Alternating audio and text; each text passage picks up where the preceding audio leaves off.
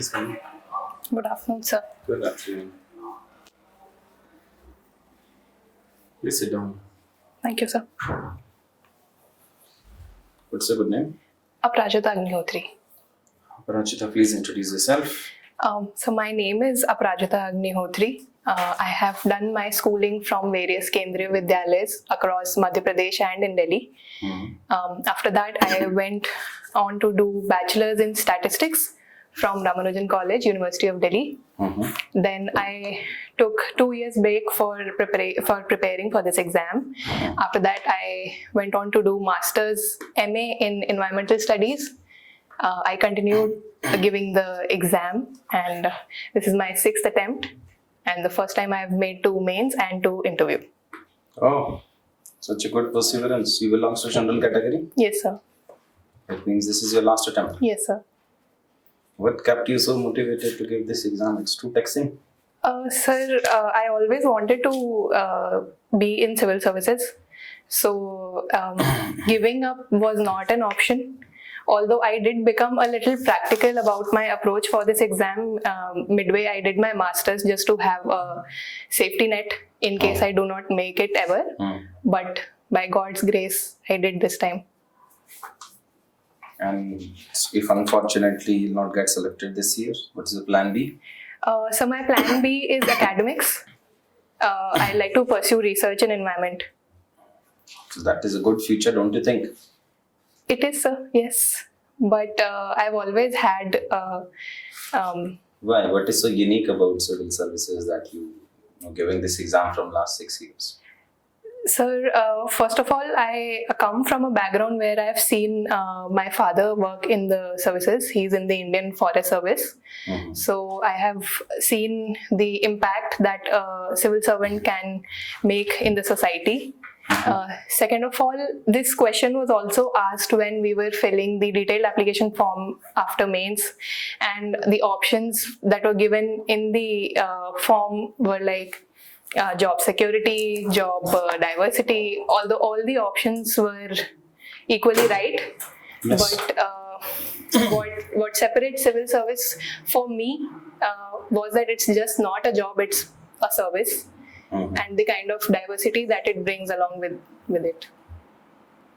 But suppose you became a district collector of one district. Yes, sir. And you have to implement a policy which is against your value system. What will you do?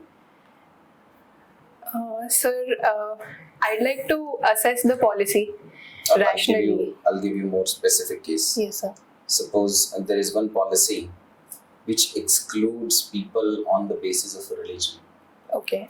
to be entitled for some guest house facility which is provided by the state. Okay. So, what will you do?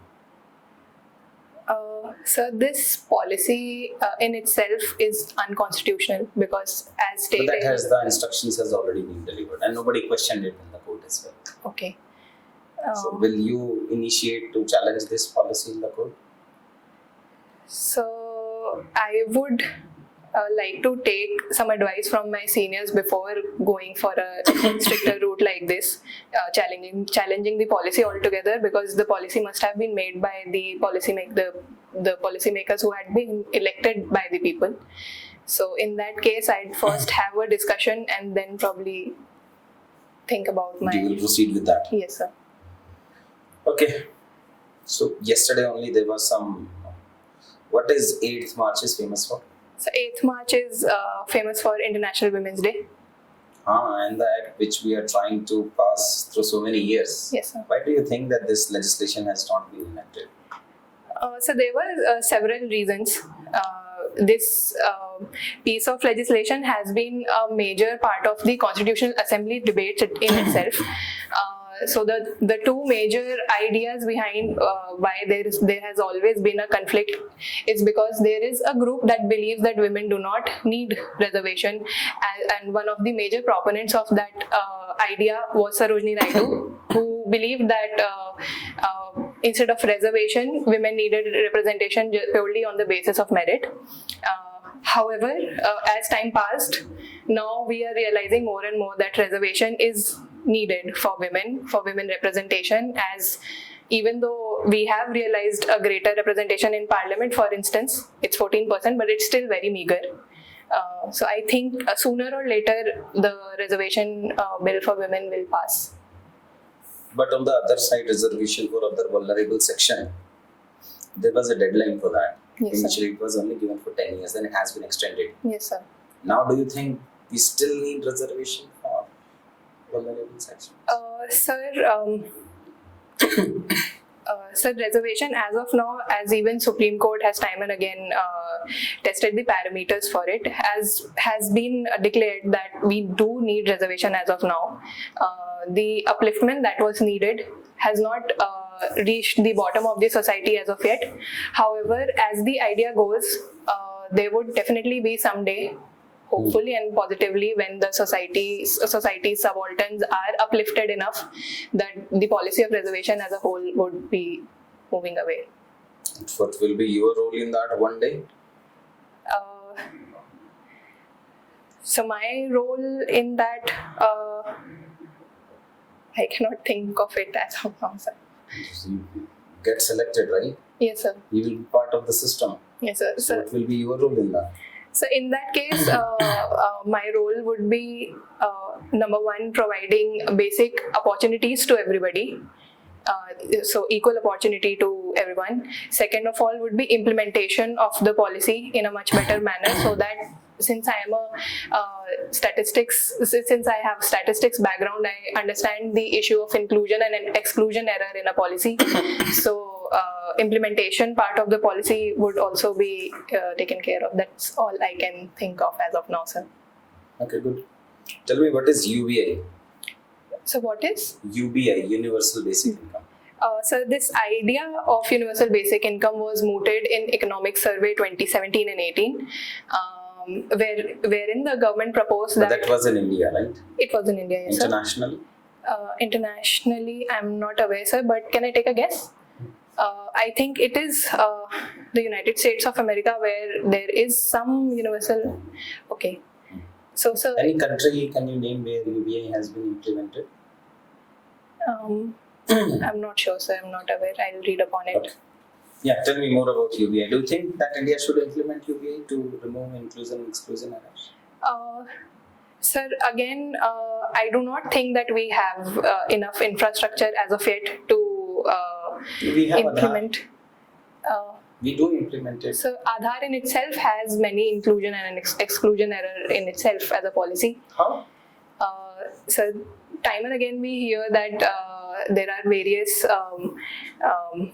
people who illegally procure Aadhaar through various. Illegally, so you can do anything. Yes, sir. For that we have judicial system. Yes, sir. So that is not the case. On that basis, ki whether this scheme can be implemented legally or illegally, we cannot frame policies. Yes, sir. So we cannot say that Aadhaar cannot be used because there is some illegal usage of that. Sir, I think so not just Aadhaar, but also at the same time the access, the financial inclusion is also not proper as of now. So before implementing a policy like a universal basic income, it is important that we ensure that everybody, at least everybody, have a bank account. What population of India is having access to bank account?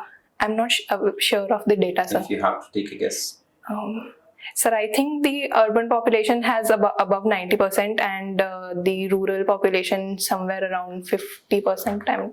I'm just guessing, sir. It's just a wild guess. Yes, sir. Okay. Tell me, because you come from the family where your father is into IFS. Yes, sir. Tell me, what is India's stand on handling tribes in India? What was our stand at the time of independence, and what changes you have seen? Sir, at the time of independence, the focus was more on the economic development of the country, and as time passed, we realized that we need to protect not just economically but socially and culturally the tribals of the India, and hence the idea of PVTGs came up. Don't you think pvtg concept was before independence also, with a different name? I'm not aware, Have sir. you heard the name criminal tribes? Yes, sir, I have. So don't you think PVTG has been the extension of criminal tribes only? I don't think, sir. Can I take a guess, sir? So the criminalized and the tribes that have been denotified as of now, they are not a part of PVTGs, as I am aware. Yes, sir. They they're may different? make a part of the scheduled tribes, but not PVTGs. Okay. Not even scheduled tribes. Okay. Okay. Yeah. And after that, what is India's present policy? To integrate tribes into the real development or not? Yes, sir. The policy that even this year's budget that was passed, the idea was holistic development, inclusive development. So, of course, tribals are included in the mainstream idea of development. However, there has been emphasis on their indigenous growth as well.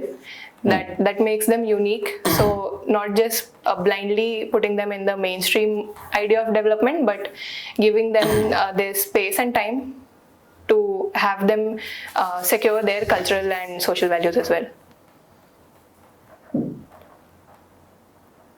My last question to you. Have you heard of the name of the scheme PMSRI related to education, school education?